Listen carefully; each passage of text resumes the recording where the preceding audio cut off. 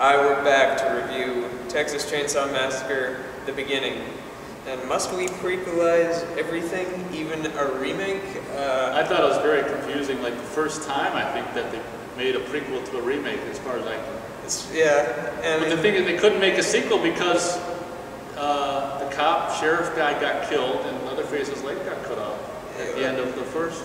Yeah, I think it was his arm. Yeah, and he like. Oh yeah, his arm. Was like. Oh, he cut his leg. Yeah, he cut his leg, and he lost his arm. Well, and also they alluded to the fact that the case file was still open and it never was solved. So you can't make a sequel. So they make a prequel where you know going in that nothing good is going to happen because every character that you can potentially latch onto is not going to make it through to the end of the movie. Like, because they weren't there in the sequel. What would be a sequel, the original remake. Oh, God. Okay, so see, that's what the only character that you could really latch onto isn't even in the movie, if memory serves, which is the girl who blows her head off. Yeah, she's not even in it. Why not play with that idea if you're going to do a direct prequel to the first one? Well, this is several years before. Yeah, I think it's like 3 years before or something like that. Yeah. So, it stars Jordana Brewster from the Fast and the Furious movies. Oh, that's right. I like the blonde, man. The blonde was good. I don't remember there being a blonde, but I assume you're correct. Jordana Brewster is fun to look at. I mean, and I've seen her give performances before, not really in this movie, but I would imagine that there was probably no script. They're just like, go. Make it up as you go along. They tried to bring a sense of humanity, much like the sequel to the original one, of everybody, and give Leatherface sort of backstory, and they showed how everybody got to be the way they were in the remake. You saw Hoyt get his cop car and his outfit. Yeah, you saw a legless guy lose his legs, which I thought was kind of cool, almost like they planned it. Yeah, well, I mean, that's what the movie's about. How people lost their legs and got their cop uniform. I always have had a problem with, you're going to show a prequel, everything happens to happen in one instance, where all of this stuff happens that perfectly... those 2 days. Yeah, and, it's just he gets the car and loses his legs all within 2 days. Yeah, it's just kind of ridiculous. All the story elements that you remember from that original one, or the original remake, happened in this one movie. That bothers me. Well, that is stupid. I never even thought of that. Well, there's an episode of Buffy the Vampire Slayer where they're doing Spike's backstory, and it covers about 100 years of his life, and you see how all these things happen to him over the course of 100 years. Instead of a day. You see how he gets the scar, you see how his accent changes from all this. That's how you do a backstory.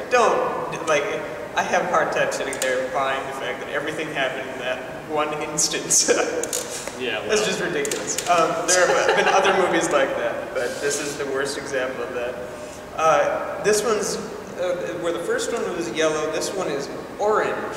They're well, it worked, let's just make it darker. And it just looks stupid. And the whole opening shot with Leatherface and the meat... this fat girl meat worker person is her water breaks or something. Yeah. It's so nasty at the beginning of that movie. It's like you want to walk out 5 minutes into it. So she gives birth to Leatherface in the slaughterhouse. Yeah, in the slaughterhouse. And then he subsequently starts working in the slaughterhouse, correct? Well, not that big. No, he ends up working. Who hires Leatherface?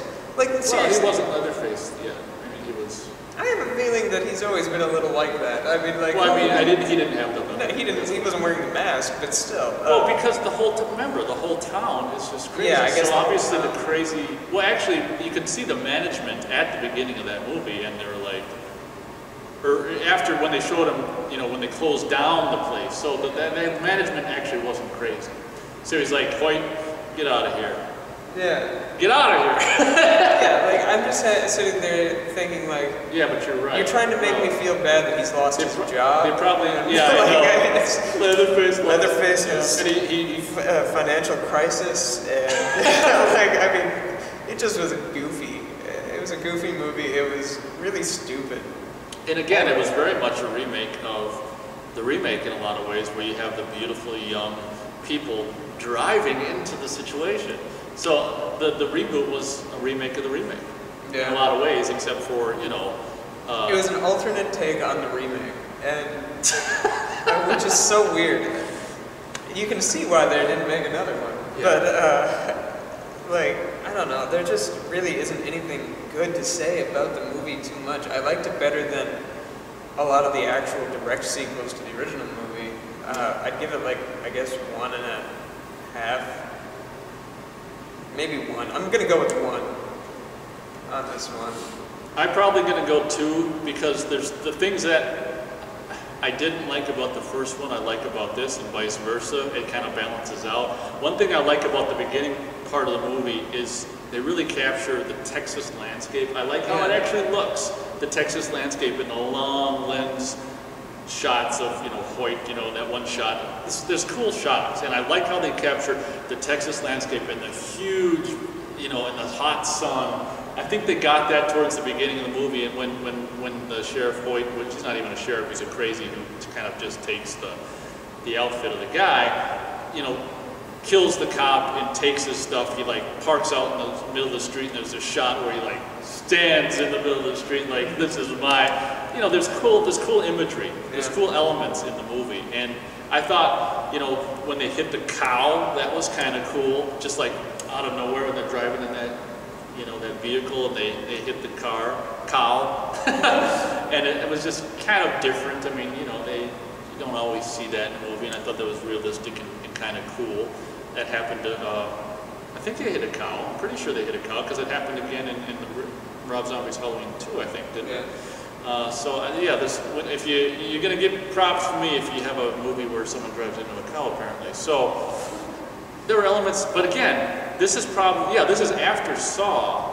The first one came out, I think, the same time as first Saw. So there's been a couple of Saws. The first one came out before Saw because it was in August. And okay, it came out in October, November, but there was a lot of, like, I didn't like that part in the first one where he got nailed down and he was cutting them. There's a lot of not that kind of stuff, but torture shit where he's like, he's got one guy, and he's making this other guy do push-ups, and he's kicking them, and it's just like, it seems to go on for 15 minutes, you know, and it's just like, you know, it doesn't turn me on. I don't have any interest in seeing a movie about just torturing of people, and they're on the ground crying and snot's coming out of their face, and it's just like, you know, it's not interesting to me. One thing I did like is, you know, to see the guy, how he lost his leg, which I never even thought about, which is goofy that everything happens on that weekend, which is funny.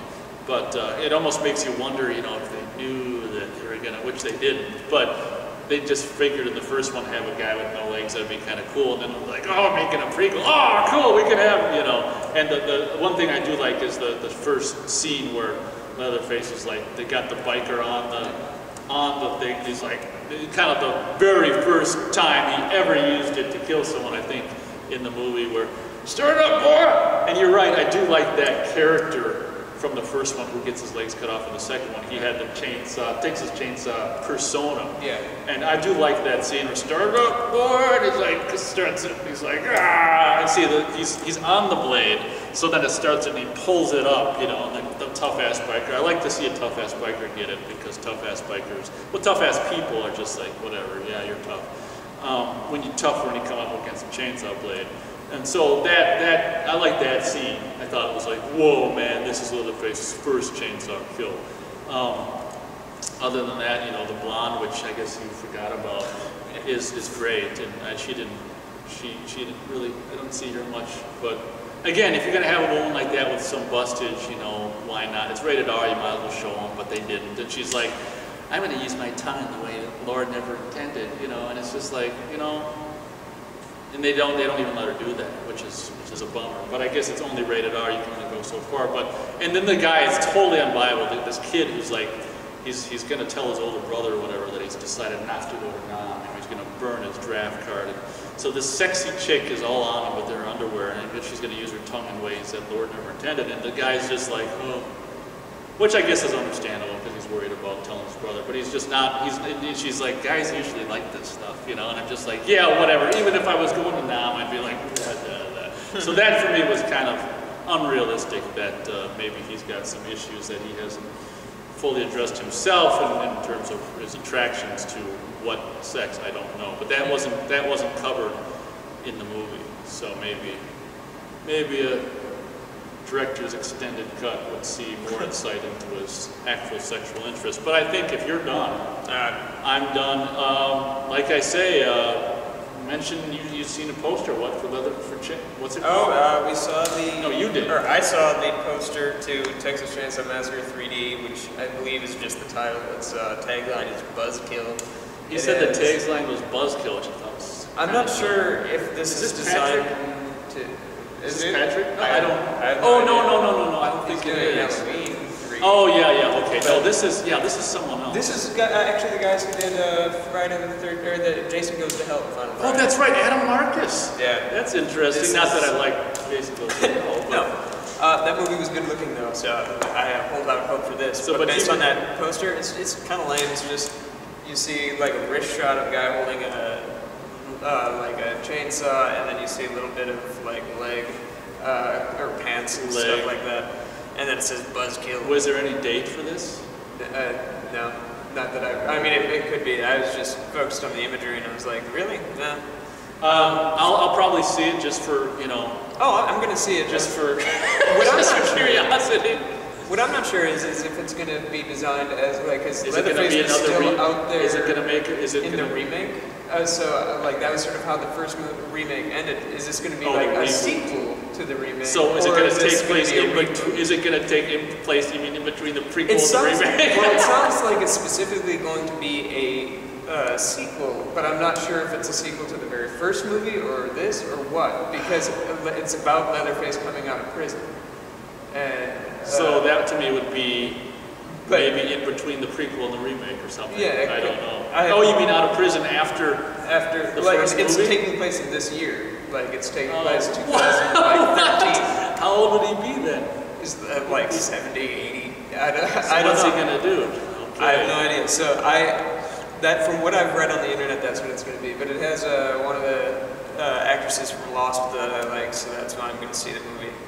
So stay tuned. I'm sure we'll review Texas Chainsaw Massacre 3D after it comes out, because I'm just curious to see. The Chainsaw movies are such a mess now with the remake, and especially the prequel to the remake, that it'll be so interesting to see what the hell they do.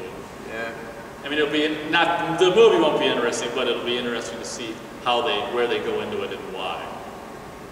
So you guys take it easy and don't what?